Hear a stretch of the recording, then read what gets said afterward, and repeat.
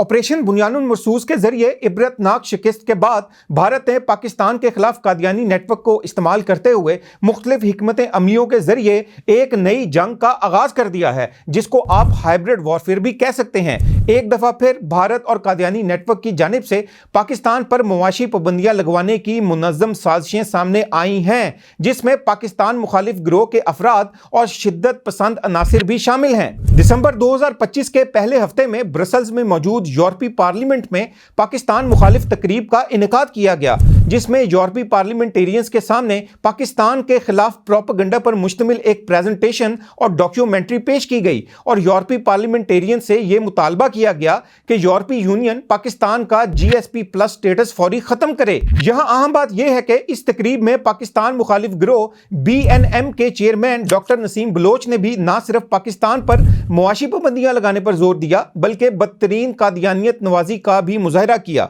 And Balochistan suffers the deepest wounds other marginalized nations and communities like Pashtuns, Sindhis, Kashmiris, Christians, Ahmadis, Hindus, and the people of Gilgit-Baltistan also. They face the similar patterns of enforced disappearances, arbitrary detention,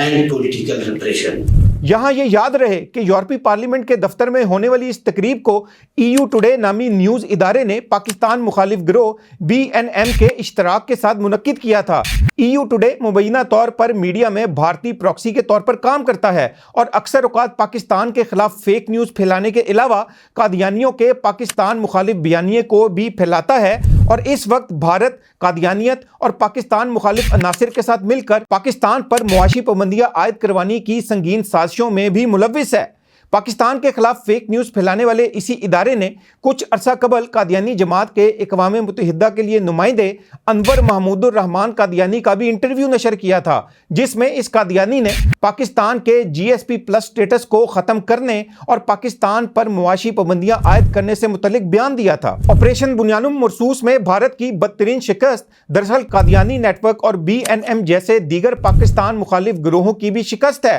جس کا ممکنہ ثبوت ان گروہوں کا قدرے نئے طرز پر پاکستان مخالف اسٹریٹجک اتحاد سمیت ان کی نیریٹو الائنمنٹ بھی ہے۔ حکومت کو چاہیے کہ وہ پاکستان پر معاشی پابندیاں لگوانے کے اس بھارت نواز قادیانی ایجنڈے کو کاؤنٹر کرنے کے لیے مؤثر حکمت عملی اپنائے اور عالمی سطح پر سیاسی اور سفارتی دباؤ اور اثر و رسوخ کو استعمال کرنے کے علاوہ ڈیجیٹل ڈپلومیسی کے ذریعے ان سازشوں کا فوری تدارک کرے۔